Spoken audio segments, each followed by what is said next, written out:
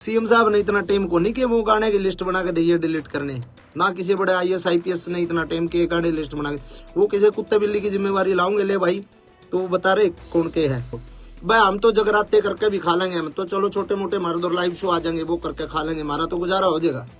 हम हर तरीके से सरकार के साथ हैं। अगर सरकार चाहती है कि इसको बैन किया जाए तो बैन अच्छे तरीके से किया जाए, पहली मेरी डिमांड ये है, बैन करो अच्छे तरीके से, हम सरकार के साथ हैं। 2 महीने पहले सूबे के मुखिया नायब सैनी ने करनाल में लॉ एंड ऑर्डर को लेकर एक रिव्यू मीटिंग की थी, जिसमें ये बात सामने आई थी कि हरियाणवी सिंगर बदमाशी और गन कल्चर को बढ़ावा देने वाले गाने ज्यादा गा रहे हैं, जिससे सूबे में क्राइम बढ़ रहा है। नौजवान गन, बदमाशी और गन कल्चर वाले गानों पर रील्स बना रहे हैं और गन कल्चर वाले गाने इस समय सूबे का माहौल ज्यादा खराब कर रहे हैं। उसी वक्त सीएम सैनी ने पुलिस को गन कल्चर और नशे को बढ़ावा देने वाले गानों पर निगरानी रखने का आदेश दिया था। अब गन कल्चर और बदमाशी बढ़ाने की बात पर कई हरियाणवी सिंगर्स के गाने बैन कर दिए गए हैं। मासूम शर्मा, अंकित बाल्यान और नरेंद्र बगाना के गाने बैन कर दिए गए हैं। सिंगर मासूम शर्मा के सबसे ज्यादा 3 गाने बैन किए गए हैं। मासूम शर्मा का ट्यूशन बदमाशी का 60 मुकदमे खटोला 2 गाना बैन कर दिया गया है। सिंगर अंकित बाल्यान का गाना भरी कोर्ट में और सिंगर नरेंद्र बगाना का गाना भाई तेरा गुंडा से ये बैन कर दिया गया है। इन गानों के बैन होने के बाद हरियाणवी गायकों की प्रतिक्रिया सामने आनी शुरू हो गई है। गायक मासूम शर्मा ने सरकार के एक अधिकारी पर उन्हें टारगेट करने का आरोप लगाया है। तो वहीं इन गानों के बैन होने के बाद मासूम शर्मा ने अपने फेसबुक अकाउंट से लाइव आकर क्या कुछ कहा, जरा सुनिएगा। मैं इस इंडस्ट्री में मैंने कदम रखा था 15 साल पहले, 2009-10 में मैंने रिकॉर्डिंग शुरू करी थी और गाने गाए, कोठे चढ़ ललकारू, मारी गाल में एक पटोला तू, वैसे वैसे गाने गा के थोड़ा सा फिर अपना जॉनर चेंज कर करके इंडस्ट्री में काम करा और समय के अनुसार चीज़ें बदली, टेस्ट चेंज करने की कोशिश करी, रागनी करने की कोशिश करी दादा लक्ष्मी चंद की, कुछ एक और बहुत सारे आर्टिस्टों ने बहुत सारा कमाल काम करा इस दौरान। और इस दौरान अपने इंडस्ट्री एक तरीके से एक बूम पर आ गई कि भाई आज के दिन हरियाणवी जो म्यूजिक इंडस्ट्री है उसका अपना एक वजूद जो है पूरे भारत में है, कि मतलब ये मानना जाओ कि पूरे भारत में जल्दी ग्रोथ करने वाली इंडस्ट्री जो म्यूजिक इंडस्ट्री है वो हरियाणवी म्यूजिक इंडस्ट्री है। और इस म्यूजिक इंडस्ट्री में फिलहाल जो है एक संकट आया। संकट के है कि भाई उस म्यूजिक इंडस्ट्री के कुछ एक जो गाने हैं वो डिलीट करने लग रहे हैं, डिलीट करे गए, डिलीट क्या बैन किया गया उनको, डिलीट नहीं कह सकता मैं इनको, डिलीट नहीं हुए क्योंकि वो इंडिया में बैन कर दिए गए कि भाई भारत सरकार जो है आपराधिक श्रेणी में उनको रख दिया, किसी भी तरीके से गन कल्चर को उसको बढ़ावा देने की बात करके या किसी भी प्रकार की बात करके उसको बैन करवा दिया गया इंडिया में। और चलो कोई बात नहीं, बैन करवा दिया, मैं मानता हूँ गन कल्चर अच्छी बात नहीं है और समाज के लिए ये ठीक नहीं है, लेकिन पहली बात है, वो जो पहला पॉइंट है वो ये पॉइंट है कि बैन करवा दिया कोई दिक्कत नहीं है। अगर सरकार कुछ ऐसा चाह रही है कि ऐसे गाने नहीं बनने चाहिए तो मैं सरकार के साथ हूँ। सरकार अगर चाह रही है तो सरकार ने बिल्कुल इस कदम को उठाया है, तो इसको फिर अगर हम सफाई करने लगते हैं और गर्दा पड़ा है, फूल पत्ते पड़े हैं, पॉलिथीन पड़ी है, कागज पड़े हैं, और उसमें हम पॉलिथीन कागज ठाले और गर्दार वो पत्ते उन्हें पड़े रहे, तो उस सफाई को सफाई नहीं कहते मेरे भाई, उस सफाई को सफाई नहीं कहते। अगर सफाई करनी है तो ढंग से करो, हर कलाकार के हर तरीके से, मतलब किसी एक कलाकार को टारगेट करके आप उस चीज को मतलब उसकी सफाई नहीं कर सकते। आपको अगर सफाई करनी है, आपको गन कल्चर को खत्म करना है, तो सबसे पहले तो मेरे और हजारों गाने बचे हैं वो सबको डिलीट करो। उसके बाद सभी कलाकारों के जितने भी जो गाने हैं सबको डिलीट करो। मेरे बड़े गाने थे, ट्यूशन बदमाशी का था, 60 मुकदमे थे, 2 खटोले थे, और जितने भी गाने थे उनको डिलीट करा। और 1-2 कलाकारों का और साथी जो छोटे मोटे कोई और माले और 1-2 गाने और डिलीट हुए हैं। नरेंद्र बगाना जी का एक गाना डिलीट हुआ है शायद, एक गाना इनका अंकित बाल्यान और का डिलीट हुआ है, एक शायद पीएस पुलिस तौर का डिलीट हुआ है। तो ये 1-2-3 और डिलीट करे गए ताकि ये ना लगे कि भाई अकेला मासूम क्यों है। लेकिन जो बड़े आर्टिस्ट हैं, जो बड़े मतलब वेपन्स के साथ जिनके लोगों के गाने आए उन पे कोई सरकार ने कोई कार्रवाई नहीं करी। तो एक तो मैं ये चाहता हूं कि सरकार अगर कार्रवाई करे, और सरकार का भी मैं मुझे जो लगता है ना, ये मुझे ये लगता है कि सरकार जो कार्रवाई जो सरकार ने करी है, वो सरकार ने तो एक निर्देश दे दिया भाई ऐसा कुछ करो, लेकिन उसके बावजूद जिन लोगों को जिम्मेदारियां दी गई, जो छोटे वहां पे जो बैठे हैं वहां पे, मतलब एक कुछ एक हमारे कलाकार बिरादरी के ही कुछ एक गंदे लोग जो वहां पे बैठे हैं, जिन लोगों को छोटे से बड़े कलाकार को मतलब उन लोगों को पसंद नहीं किया जा सकता, नहीं किया जा रहा, और फिर भी वो लोग बैठे हैं और वो लोग लिस्ट बना के देते हैं कि ये गाने डिलीट होने चाहिए, और उस गाने में सबसे ज्यादा टारगेट मासूम शर्मा होता है। मतलब समानता के साथ इसको अधिकारियों तक, बड़े अधिकारी जो इसमें इसको देख रहे हैं उनको देखना चाहिए कि भाई इसमें समानता होनी चाहिए, भेदभाव नहीं होना चाहिए, और अगर करना है तो सबके साथ करो, नहीं तो फिर आप किसी एक आदमी के साथ आप ऐसा अन्याय करोगे तो गलत बात है। पहला पॉइंट तो ये है जी। दूसरा पॉइंट मेरा ये है, अगर समाज की बात करते हैं हम कि भाई समाज पे इन गाने का दुष्प्रभाव पड़ता है, बदमाशी के गाने का, तो समाज पे उन गाने का दुष्प्रभाव नहीं पड़ता। हमारी गाल में एक पटोला तू बिन्ने बितर बन जाएगी, तेरी सॉलिड बॉडी रहे है। जो इस तरीके के गाने हैं जिनको फोक गाना के नाम पे फोक बता के फोक लोकगीत है, लोकगीत ऐसे होते हैं क्या? तो क्या वो जो अब हम ये बंद करके ये गाने ना बना के हम बहु छोरियां के ऊपर गाने बनाने लग जाओ, भाभी ने पटोला बताकर वैसे वैसे गाने बनाने लग जाओ, तो क्या वो समाज के लिए सही है? तो कुछ एक सवाल मेरे ये हैं कि उसके अलावा इतने डबल मीनिंग गाने चल रहे हैं आजकल। एक और चल रहा है, वो क्या नाम है, जीजा साड़ी के ऊपर बहुत ही वाहियात और बहुत ही वल्गर गाना है, डबल मीनिंग गाने हैं, वो चलते हैं, उन पे किसी ने कोई दिक्कत नहीं। बदमाशी के गाना तो दिक्कत, बदमाशी के गाने चलो ठीक है, गन कल्चर को भी खत्म करो, लेकिन वो अश्लीलता भी खत्म होनी चाहिए। फिर करो, सब भजन गावांगे, हम भी भजन गावांगे, कोई दिक्कत नहीं, जगराते करके गुजारा कर लेंगे, कोई दिक्कत नहीं, लेकिन अगर गंद सफाई करना चाहते हो तो ढंग से करो।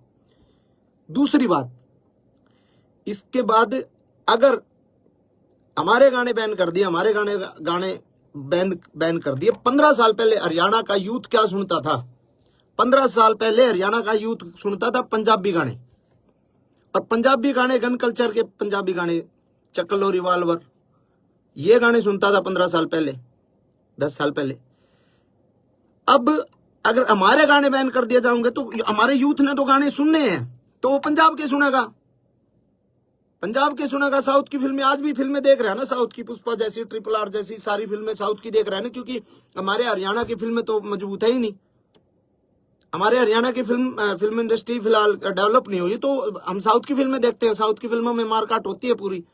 तो वैसे ही हमारे गाने तो बैन कर दिए, अपने कलाकारों के रोजगार पे तो लात मार दी।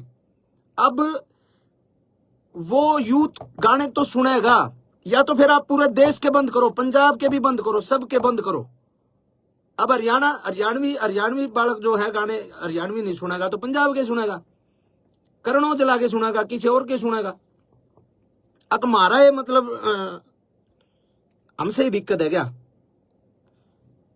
यो पॉइंट है कि आप या तो बंद करो तो पूरे देश में बंद करो, इस तरीके की बातें।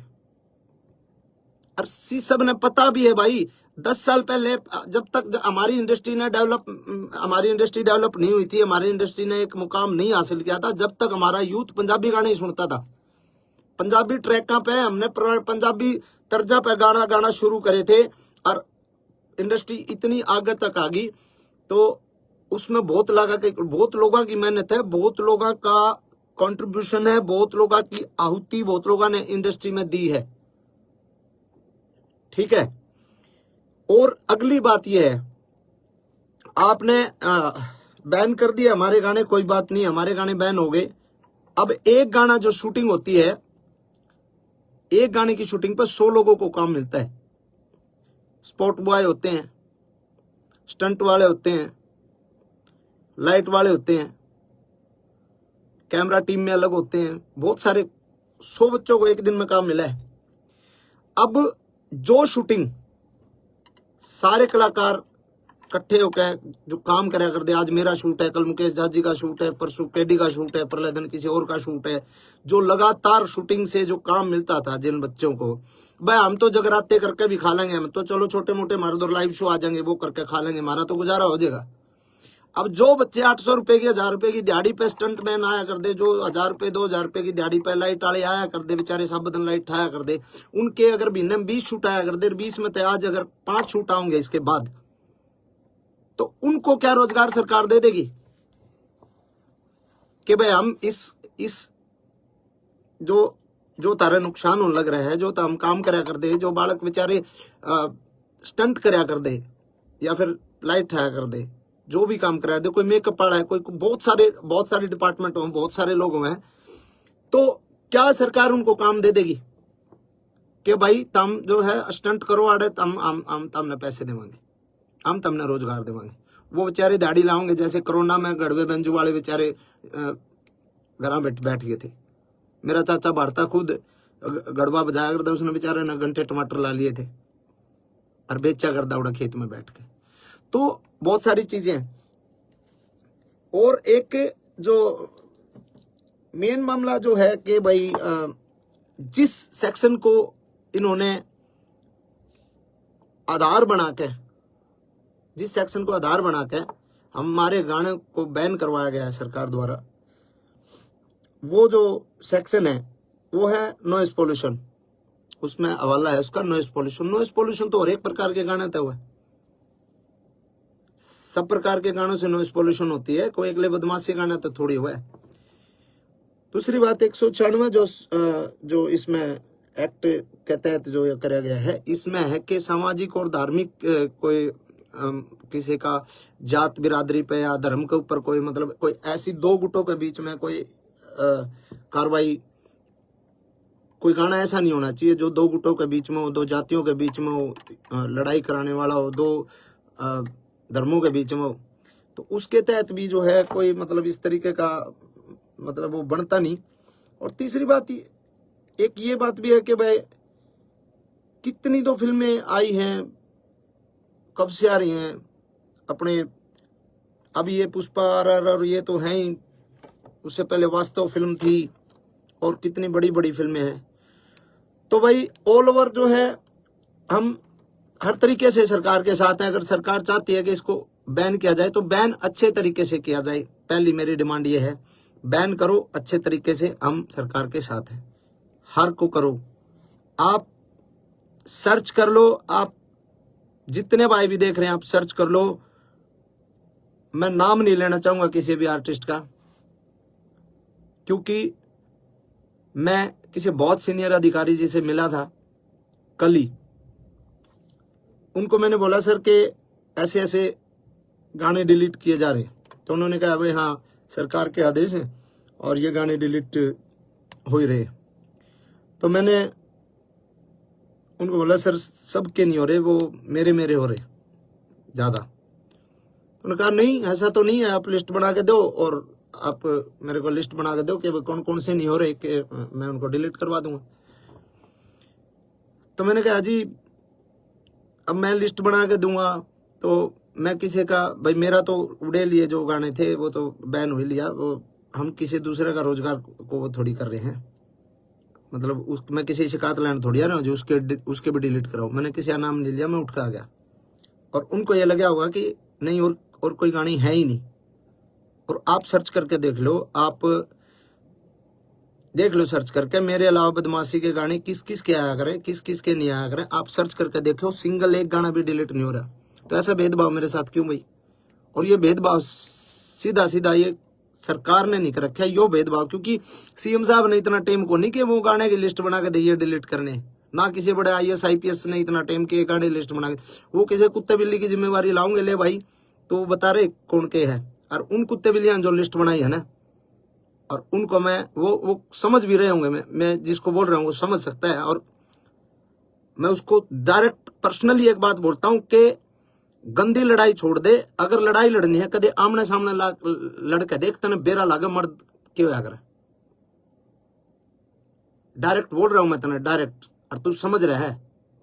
तो सुना आपने, मासूम शर्मा ने सरकार की इस पहल का स्वागत तो किया है, लेकिन साथ में उन्होंने दूसरे गायकों के अश्लील द्व्यर्थी गानों को बैन करने की भी सरकार से अपील की है। अब देखना होगा क्या मासूम शर्मा की बात सरकार तक पहुंच पाएगी और हरियाणवी कलाकारों की क्या कुछ प्रतिक्रिया सामने आती है। बहरहाल आपका इस पूरे मसले पर क्या सोचना है, कमेंट बॉक्स में राय लिखें। साथ ही चौगरदा की खबरों के लिए बने रहिए हरियाणा तक के साथ। ब्यूरो रिपोर्ट, हरियाणा तक।